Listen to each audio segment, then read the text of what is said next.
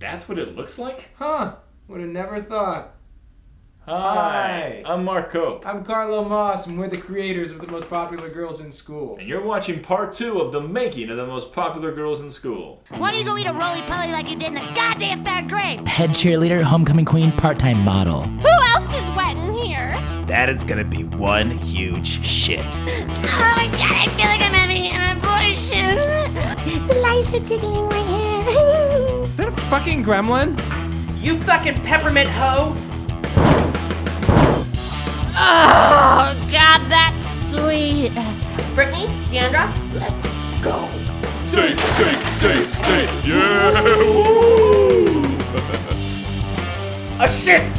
So, I farted a beast, and Brittany literally shot a lump. That was alarming.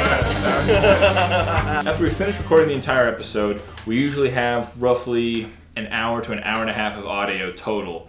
So I go in and I edit all the audio, I take all the takes and play them against each other and figure out which ones are best and which ones we like the most. It really gets to the point where I don't really know which line is the funniest, and I'll have to call Carlo and be like, which do you think is funnier? You silly bitch? You stupid bitch? You stupid stinky bitch? It's a fucking French word, you stupid bitch! It's a fucking French word, you little idiot! It's a fucking French word, you little bitch!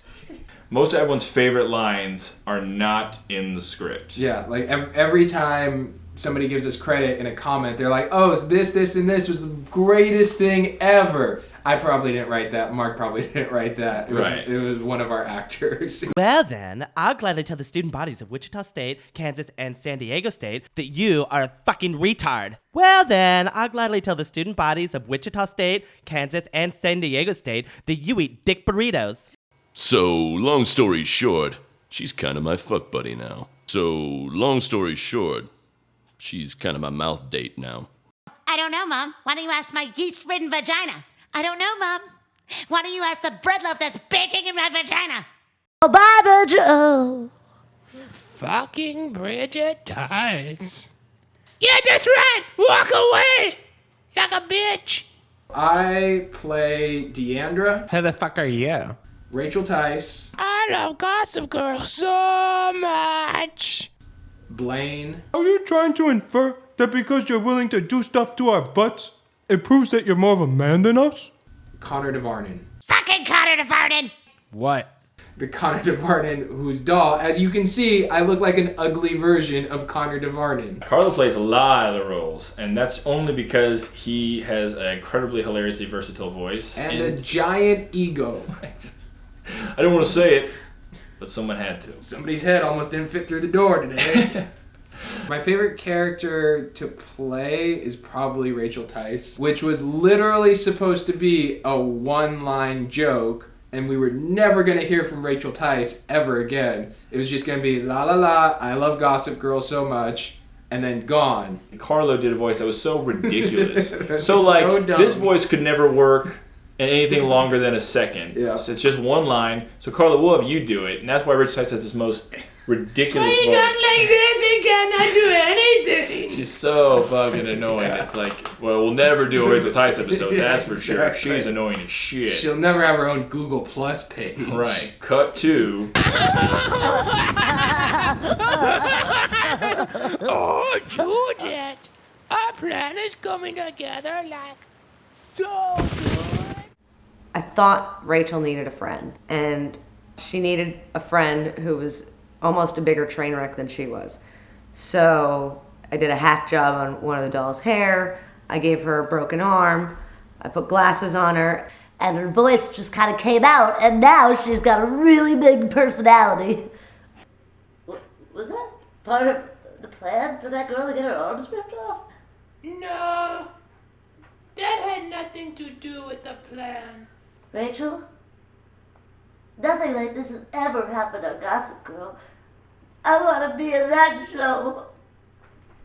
Me too, Judith. I don't mind the real life anymore. Me too. A lot of people think that it's all guys playing the girl roles, and that's not true. We have a lot of women in the cast, and no matter who's doing the role, they are just so damn funny. Kristen Tarbett came in and did an episode with us where she played Bridget Tice, and she was hilarious. Well, I'm 27 and I'm still living with my parents in Overland Park. I have an art history degree from a night school. My cat just died. I've lost 25% control of my sphincter muscles. Almost every single line you hear from her, Christine made up on the spot. Oh, yeah. No girls. It's like Gossip Girl, but with more tits. Somebody said that line about the abortion is the greatest thing you guys have ever written. And we were like, we didn't write it. Didn't write it. Christine thought it up off the top of her head. Don't erase my DVR! I'm going to watch it in the family room. You stupid fucking abortion. The male actors we have are supremely talented. So Dave Hill, oddly enough, does not look anything like Matthew Derringer at all. You are not gonna suck any of our dicks today. And you're not gonna play with any of our buttholes either. I first met him when we did episode 4. I was asked all the guys, like, who's doing the black guy's voice? And Dave Hill's like, that's gonna be me. And I was like, oh, that's a good voice. And Dave Hill's like, oh, this is actually how I talk. If you ever meet Dave Hill, he's like, how's it going? I'm Dave Hill. I'm gonna make love to you right now. So, I was thinking, if you're not doing anything on the evening of the 26th, it would be my honor and distinct pleasure to escort you, Trisha Capoletti, to the Overland Park Prom. He makes Matthew Derringer so funny. Derringer! How about you put your tongue inside of my mouth for a little bit? Don't you dare look at our butts. So after I've edited the audio, we know what the episode's going to be about. Lily and I go out and buy any sort of sets or props or even characters for the next episode. I don't know about you, but now whenever you go into a store like that, you go to the Barbie section. Oh, completely. Like, even if I need to go to a store to, like, buy eggs, I'll just swing by the Barbie section to see if they've got anything new that might work. I know. It's really creepy when I see a Barbie that is a character, and I'm like, like, why do they got Blaine dressed like in a suit? Yeah, exactly. That's Blaine. He's not wearing a suit. Fun little piece of trivia. Mrs. Van Buren is just a Britney doll with a haircut and a basketball under her shirt. Disney movie. So, this is Deandra. This is the doll that we've all come to know and love. And this is Stunt Deandra. She's the doll that's gonna get her arms ripped off. Here's the scissors. So what we do, cut the heads off of Barbies, make them better, make them stronger, faster. But we actually usually double up. So on one side you may have a set like the high school's lockers and the hallway, and on the other side, it's the outside. And what looks to be Rachel Tice's bedroom, all in one. It's a lot of foam board, a lot of glue guns. This whole show brought to you by Glue Guns, keeping Overland Park together. I think we've probably gone through about 150 glue sticks. So we're getting ready to shoot the scene where Deandra's arms get ripped off. And what we're getting ready to do is, here's our fake blood, which we'll be feeding through Deandra. And what we're going to use are prop clown flowers. And we're gonna take the tube out of here, fit them to the back of Deandra so that when her arms come off, the two tubes coming out of the back, and when we squeeze, hopefully, blood will shoot out. We've basically built our Deandra prototype. We've got some fake blood. We're gonna try to one of the arteries and see what works. Making Barbies bleed. With our show, you actually get to interact with the characters, and the characters exist in their own world and in our viewers' world as well, too.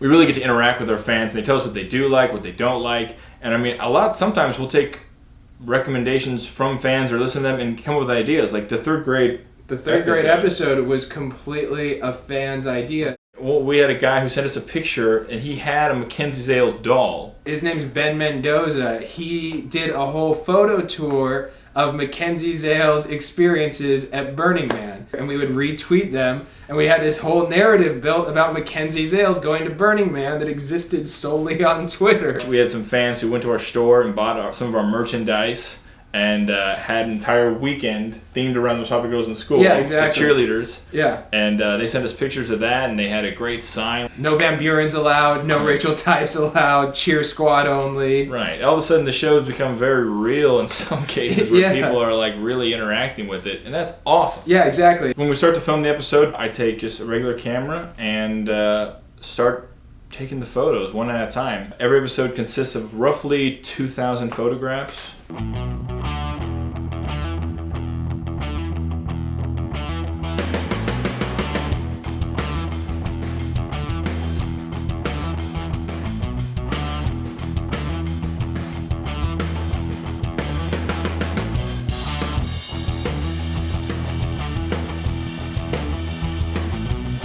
Yeah, but I wasn't really that interested in it.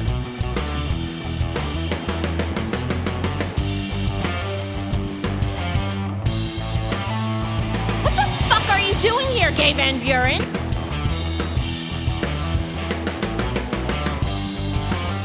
So we are just about ready to shoot one of the final scenes of episode 11, where Deandra gets her arms ripped off. Complicated scene. It's 4 o'clock in the morning. Hopefully it works out.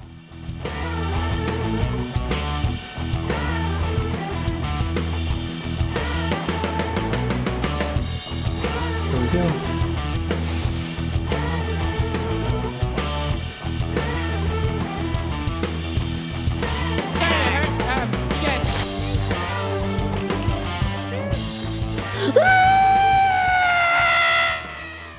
Hey guys, thanks for watching this episode. Don't forget, next week it's our 2-part prom finale.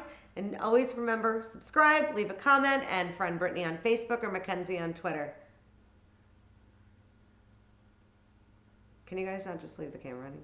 No, we're gonna leave it running. We're gonna leave it running for about 45 seconds. They haven't pressed the subscribe button yet. Okay, well, I'm gonna go. Bye. No. Oh. Well, now it just looks stupid.